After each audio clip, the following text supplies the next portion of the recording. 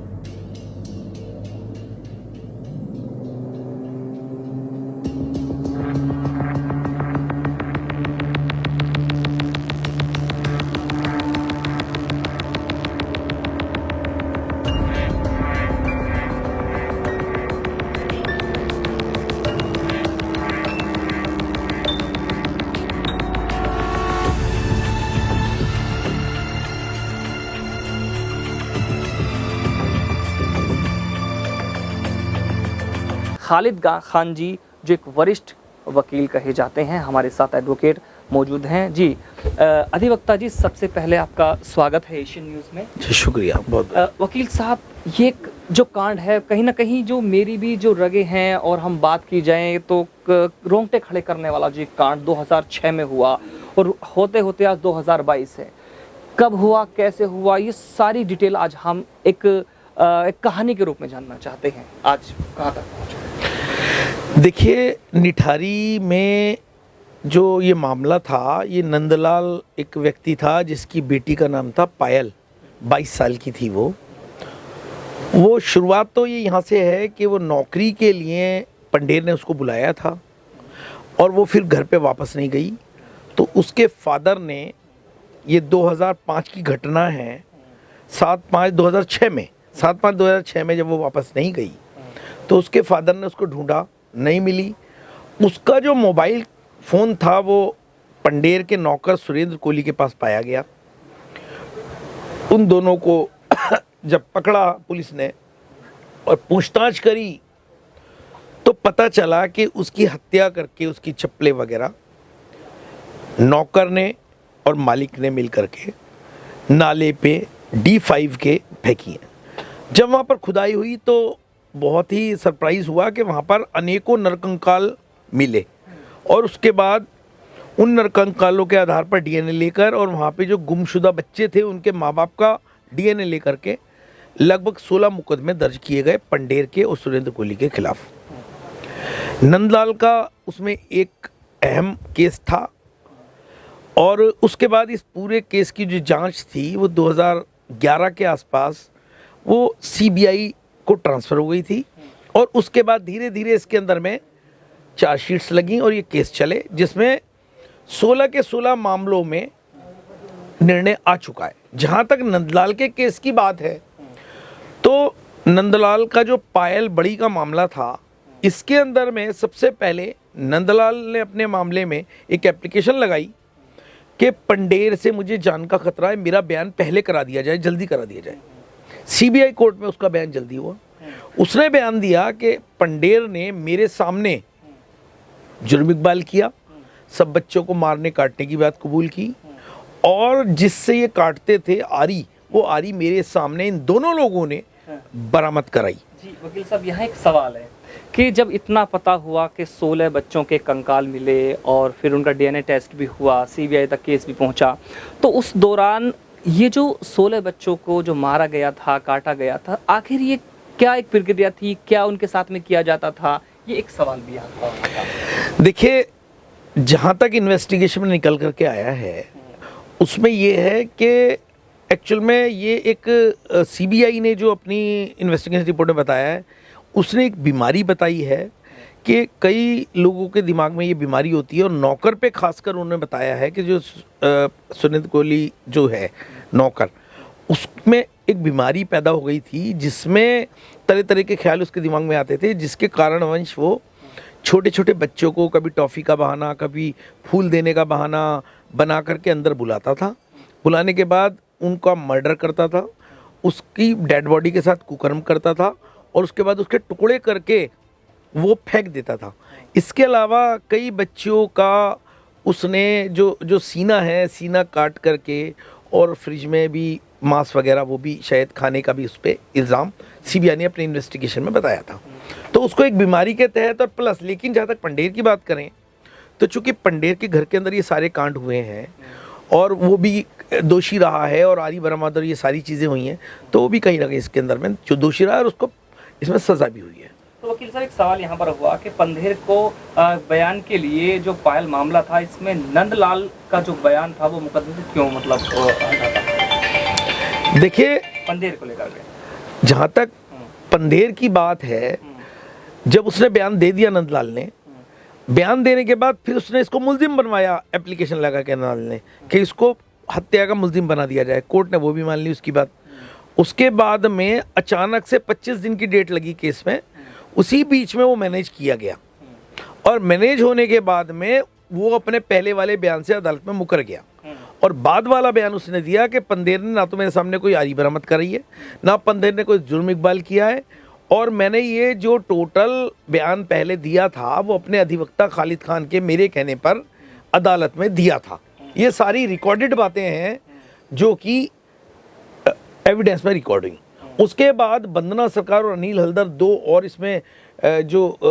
पीड़ित लोग थे जिनके बच्चे मरे थे, उन्होंने नंदलाल के खिलाफ मेरे थ्रू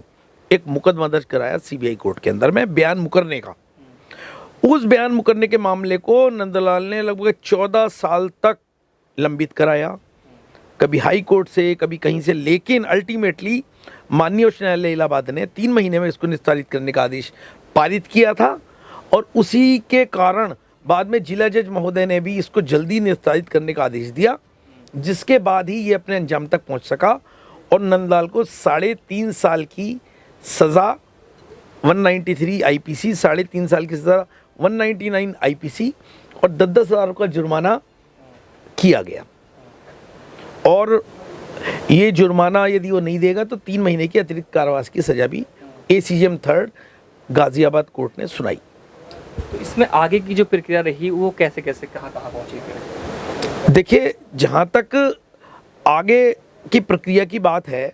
तो डेफिनेटली ये अपील फाइल करेगा। आगे अपील फाइल की है इसने, उसमें हम पूरा पुरजोर विरोध करेंगे। 31 तारीख में क्या हुआ, कौन कौन सी धारा लगाई, कितना जुर्माना लगाया गया? हाँ, जो इसका जो जजमेंट हुआ है 31 तारीख को, वो 2 सेक्शंस के अंदर इसको दोष सिद्ध माना था कोर्ट ने 27 तारीख को, 193 आईपीसी के अंदर और 199। 193 का मतलब है कोर्ट के सामने झूठे बयान देना या बयान से मुकरना, और 199 भी इसी सेक्शन का, इसी का एक वो है, दोनों सेम सेक्शंस हैं। इनमें मैक्सिमम 7 साल तक की सज़ा थी, लेकिन जो लोअर कोर्ट है उसने 3.5 साल की इसमें सज़ा रखी है और 3.5 साल की सज़ा दी है, जिसमें इसको कस्टडी में लेकर जेल भेज दिया गया था 27 तारीख को, और इसने शायद सुनने में आया कि इसने अपनी अपील फाइल की है कोर्ट में। वकील साहब, अगर इस केस की हम बात की जाए तो देश नहीं दुनिया के अंदर बहुत से ऐसे केस होते हैं, लेकिन हम कहीं ना कहीं जो है वो कोर्ट पर टिके रहते हैं, और इतना समय 16 साल लगभग जो है इस केस को बीत चुका है, बीतते बीतते आज यहाँ पर इस पड़ाव पर है। लेकिन मैं आपसे ये जानना चाहता हूँ आपकी राय के अकॉर्डिंग कि जिस तरह के जो ये मामले हैं या ऐसे लोग जो इतना घिनौनी हरकत करते हैं या ऐसे कृत्य कर देते हैं, तो उनके लिए अपनी तरफ से क्या एक जो राय है आपकी एक इंसान के खिलाफ? देखिए, सबसे बड़ी बात तो ये है कि चूँकि हम लोग कानून से कानून के अंडर में आते हैं और कानून विधिक पूरी वो लेकर के चलते हैं, तो इसलिए व्यक्तिगत राय और जो है एक कहना चाहिए जज्बातों से काम नहीं चलता। लेकिन जो आरोप, गंभीर आरोप जिस प्रकार के इसके ऊपर थे,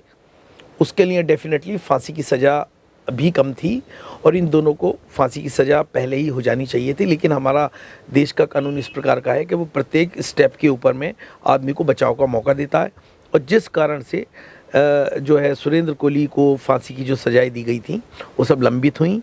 और लंबित होने के कारण फिर फांसी की कई केसों में तो सज़ा आजीवन कारावास में बदल गई, और अभी भी कई केसों में फांसी की सज़ा 16 केस थे, 16 के 16 डिसाइड हुए हैं, 2 केस को छोड़ करके बरी हुए हैं, बाकी में सब में सजाएं हुई हैं। तो डेफिनेटली ये सब अब लंबी प्रक्रिया, कानूनी प्रक्रिया है, आगे तक प्रेसिडेंट तक ये लोग मर्सी अपील फाइल कर सकते हैं। तो ये कानूनी प्रक्रिया संवैधानिक प्रक्रिया है जिससे होकर के डेफिनेटली हर आदमी बचाव करता है, इस कारण से ये सारे मामले लंबित होते हैं। अच्छा, नंदलाल ने जो है उत्तराखंड में भी आपके खिलाफ कोई केस वेस की बात की थी, उस बारे में आपसे जानना चाहते हैं। देखिए, जिस समय नंदलाल के खिलाफ मेरी तरफ से परजुरी का मामला माननीय न्यायालय में दर्ज करा दिया गया था, उस समय नंदलाल ने उत्तराखंड के अंदर में एक मुकदमा 307 का दर्ज कराया था। मेरे और प्रेमचंद दीक्षित जो कि एनजीओ के व्यक्ति हैं, मेरे साथ थे वो, उसने ये बताया था कि ये लोग आए और बंदूक लेकर के और उत्तराखंड में मेरे ऊपर इन्होंने जान से मारने की नीयत से हमला करने की कोशिश की। तो उस समय वहाँ के थाने में उसने गदरपुर थाने में मुकदमा दर्ज करा दिया था, परंतु वहाँ का इन्वेस्टिगेशन ऑफिसर, चूँकि हम वहाँ गए नहीं कभी, उनका इन्वेस्टिगेशन ऑफिसर गाजियाबाद में इन्वेस्टिगेशन के लिए आए थे, उन्होंने यहाँ के सारा माहौल देखा, उसके बाद यहाँ की सीसीटीवी फुटेज उन्होंने ली, उसके बाद जजेस वगैरह से बात की, जिस कोर्ट में हम लोग अपेयर हुए थे उस दिन, उसके बाद में वो प्राइमा फेसी उन्हें दिखाई दे गया कि कोई एविडेंस हमारे खिलाफ नहीं है ऐसा, और इस प्रकार उन्होंने पूरी इन्वेस्टिगेशन कंप्लीट करके इसमें फाइनल रिपोर्ट पेश कर दी और केस ख़त्म कर दिया। और इसके अलावा भी कई मुकदमे और दर्ज कराए थे निठारी पीड़ितों को अपने हाथ में लेकर के इन लोगों ने, लेकिन किसी भी मुकदमे में लोग सफल नहीं हो पाए और किसी में भी चार्जशीट नहीं लग पाई और सभी में फाइनल रिपोर्ट लग करके हमारे खिलाफ